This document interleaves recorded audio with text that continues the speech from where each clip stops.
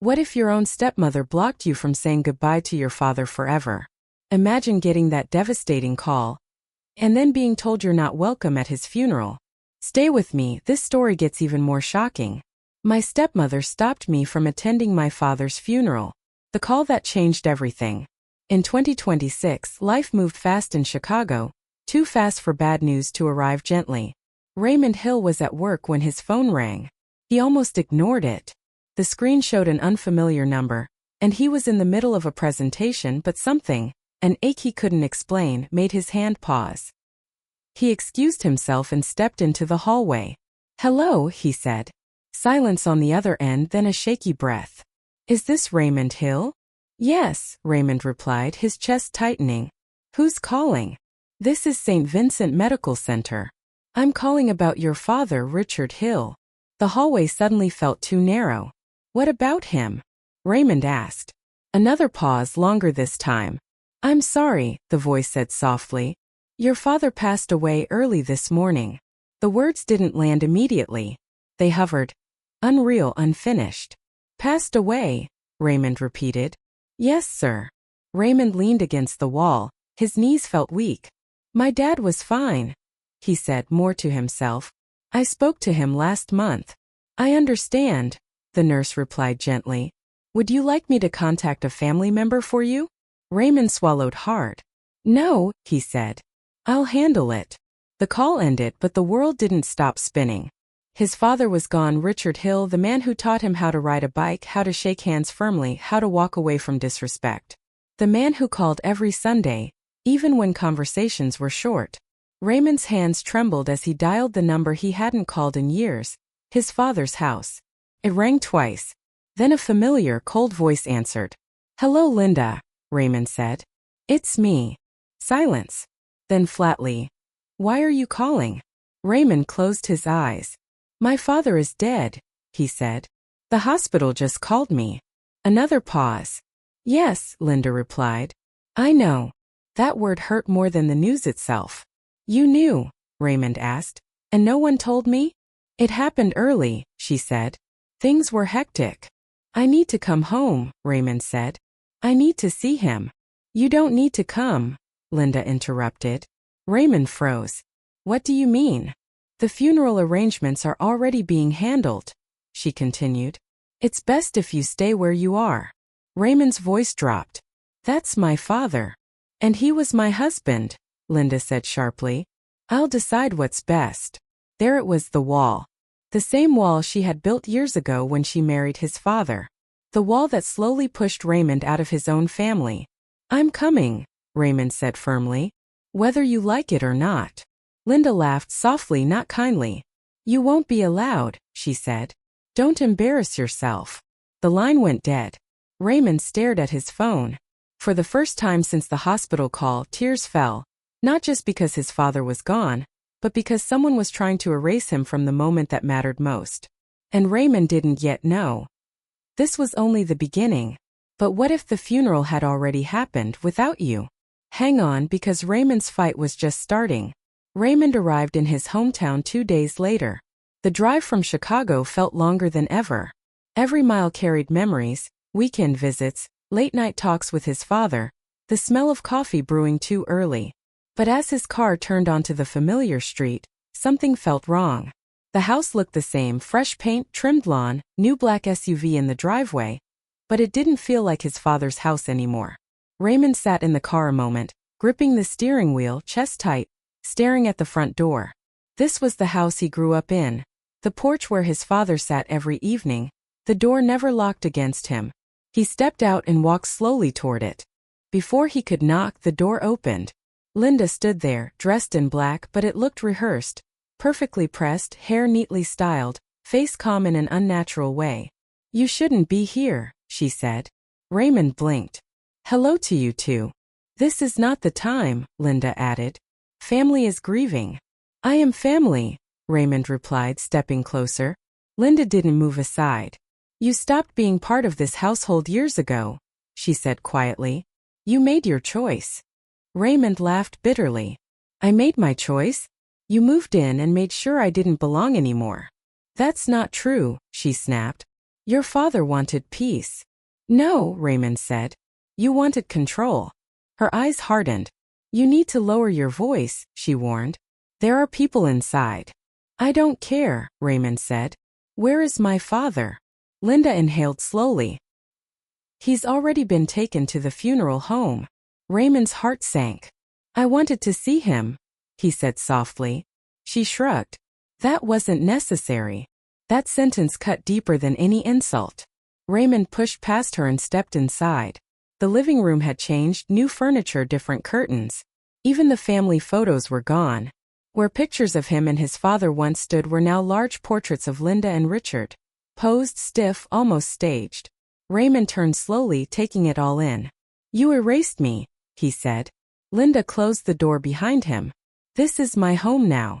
It was my father's, Raymond replied. And he never stopped being my father. She crossed her arms. You didn't call enough. You didn't visit enough. You made sure of that, Raymond said. Every time I came, you reminded me I wasn't welcome.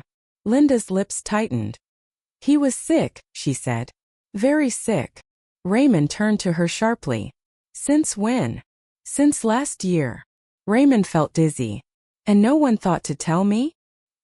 He didn't want to worry you, Linda said quickly. That's a lie, Raymond replied. My father would never hide something like that from me. Linda's voice rose. You think you know him better than I did? I was his wife. And I was his son, Raymond said. You don't outrank me for a moment. Neither spoke. Then Raymond asked the question burning inside him. When is the funeral? Linda hesitated. Raymond noticed. When? He repeated. It already happened, she said. The room spun. What? Raymond whispered. This morning, Linda added. Private service. Raymond staggered back, hand gripping the couch. You buried my father. Without me? You weren't invited, Linda said coldly. It was my decision. Raymond felt something break inside. No goodbye, no last prayer, no final look, just silence. Linda picked up her purse. You need to leave now. Raymond looked at her. You didn't just keep me away from a funeral, he said. You tried to erase me from his life. She met his eyes. And I'd do it again. Raymond nodded slowly. Then you should know something, he said quietly. My father never raised me to stay silent. Linda scoffed. You have nothing. Raymond walked toward the door, hand shaking but voice steady. We'll see, he said. As he stepped outside, grief turned into determination. Linda had buried his father. But she had just awakened a truth she wouldn't control. Raymond didn't go to a hotel. He drove to the only place that still felt honest. His mother's old apartment. A small brownstone on the south side. Nothing fancy but solid. The kind of place where laughter once lived, where pain was allowed to breathe. The building looked older, paint peeling, steps worn. But when Mrs. Turner from downstairs opened the door, recognition flashed. Raymond, she said, surprised. Lord, look at you. He smiled weakly. Hi, Mrs. Turner. She pulled him into a hug. I heard about your father. I'm so sorry. That was the first time anyone said those words without conditions. Inside, the apartment smelled like lemon cleaner and old memories. Raymond sat on the couch staring at the wall where a framed photo used to hang. His mother, Angela Hill, strong, warm, unapologetically present.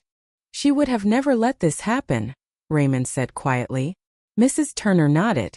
That woman always protected you. Raymond leaned forward. I was 12 when my dad married Linda. Nobody asked me how I felt. Mrs. Turner sighed. Linda came in like she owned the place from day one. Raymond closed his eyes as memories surfaced. Linda didn't yell, didn't hit, didn't insult openly. She did something worse, she erased. Replaced family dinners with silence, laughter with rules, his mother's pictures with blank walls. Every change subtle enough to deny, heavy enough to suffocate. She told my father she was helping me grow up, Raymond said. But every correction was a message. You don't belong. Mrs. Turner shook her head. Your father loved you, but he was tired. He wanted peace. And she used that, Raymond replied. He remembered the first time Linda called him dramatic when he cried about his mother. The first time she said, You're too old to need that much attention. The first time she told his father he needs boundaries. Boundaries turned into distance. Distance turned into absence. Why didn't my father stop her? Raymond asked, voice breaking. Mrs. Turner placed a hand over his. Some men confuse quiet with harmony. Raymond nodded slowly. That's why she was so scared when I called. Because I remember everything. Mrs. Turner hesitated. Raymond, there's something you should know. He looked up. Your father came here once, about 6 months ago. Raymond froze. Here? Yes. He was sick. He didn't look good at all. Raymond's chest tightened. Why didn't he call me? He said Linda didn't want him to. Said it would cause problems. Anger burned in Raymond's stomach. She controlled his sickness. She controlled his silence. Mrs. Turner nodded. But he left something. Raymond sat up straight. What do you mean? She stood, walked to a small drawer, pulled out a folded envelope. He asked me to give this to you if anything happened to him. Raymond's hand shook as he took it. On the front, in his father's handwriting, for my son. Tears blurred his vision. She knew, Raymond whispered. That's why she rushed the funeral. Mrs. Turner nodded. Because letters don't stay buried. Raymond held the envelope to his chest. Linda hadn't just tried to keep him from a funeral. She had tried to outrun the truth. And for the first time since his father's death, Raymond felt something close to peace. Because his father had seen him. Remembered him. Prepared for this moment. Raymond sat alone on the couch edge, envelope in hand like something sacred. For a long moment he didn't open it. His father's handwriting too real, too final. Mrs. Turner gave him space, quietly moving to the kitchen. The apartment fell silent, except the ticking clock on the wall, the same one that marked time when Raymond was a boy doing homework. He took a deep breath, slid his finger under the seal. Inside, a single folded letter. He opened it slowly. My son, if you are reading this, it means I didn't get the chance to say goodbye properly. And for that I am sorry. Raymond's vision blurred instantly.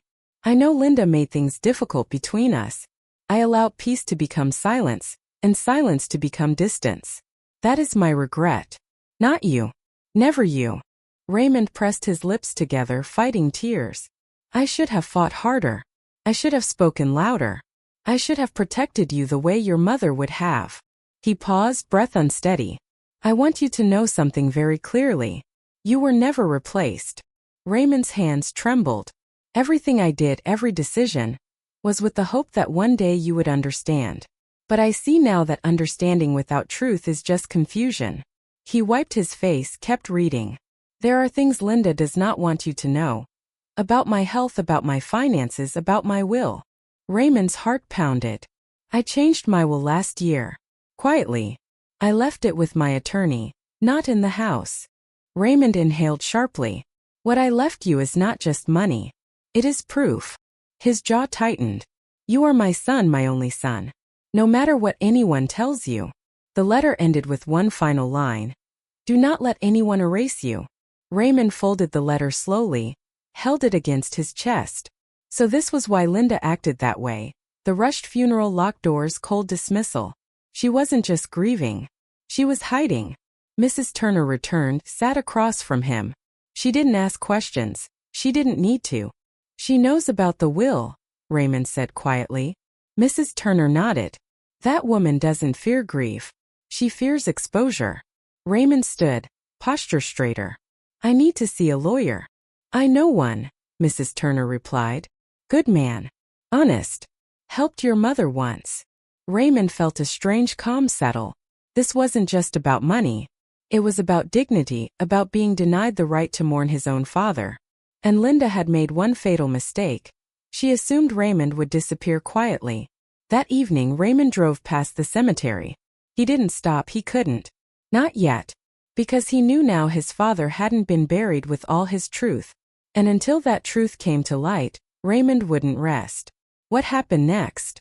Raymond fought fiercely for his rights and inheritance. Linda refused to back down, she fought just as hard. Who won? Who lost everything? The next episode will reveal it all. Subscribe to Heartline Stories for more powerful and emotional stories. Like, comment, share, and turn on your notification bell so you don't miss any episode.